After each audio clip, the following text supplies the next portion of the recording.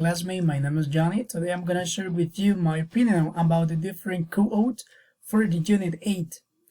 Muhammad Yunus says that one day our grandchildren will go to museums to see what poverty was like.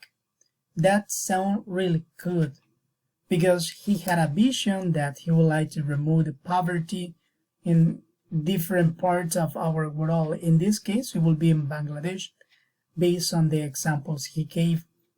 One of the amazing things that caught my attention for Muhammad Yunus, it is like he started in Bangladesh providing different loans to the bamboo weavers.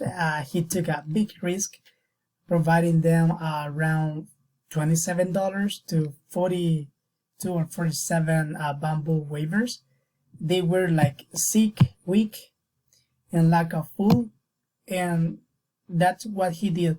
Instead of be like providing them the charity, he started providing them a borrow or a loan to they be able to grow their businesses and improve the product they were creating. And that's a big help for the people that doesn't have the financial options to get different loans due to the credit history. They are unable to get money from the banks. That's why the microfinancial help them to improve their lifestyle.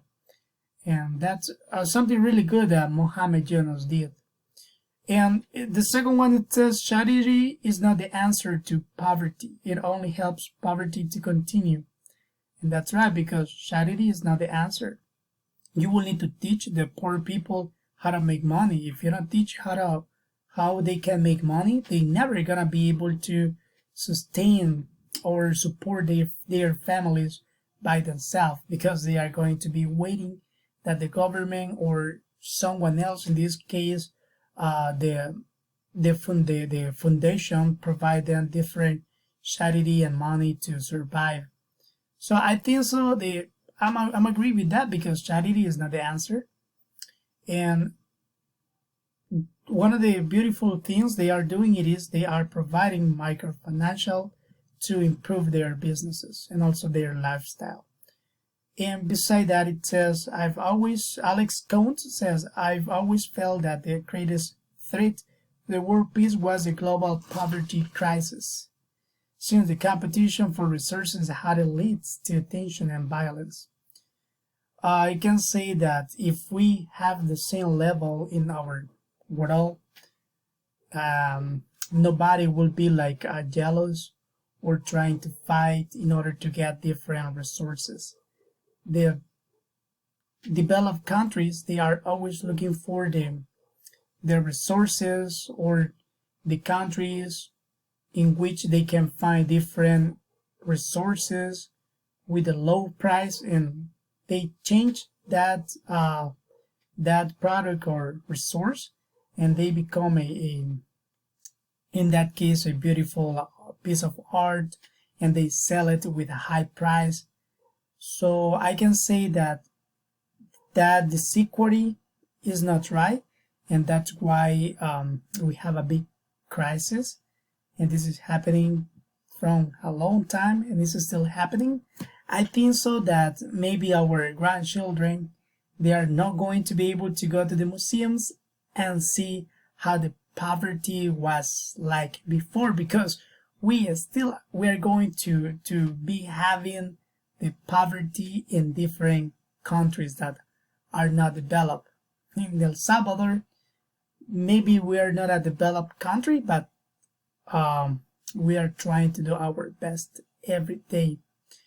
And Milton Friedman says, the poor stay poor not because they are lazy, but because they have not access to capital. And that's true, because sometimes the people do not have the money to invest and make their business grow. But sometimes the people is really lazy. They don't like to go to work. They don't like to learn new things. They don't like to try to improve their skills. But most of the times it may be due to the lack of capital. With the microfinancial, everybody's going to be able to get a loan, because it will be great to be getting the money borrowed, and after that, once the user pay the money, recycle that money and provide it to somebody else that is starting their business or his idea. Okay, thank you so much for watching my video. Again, my name is Johnny. Have a wonderful night.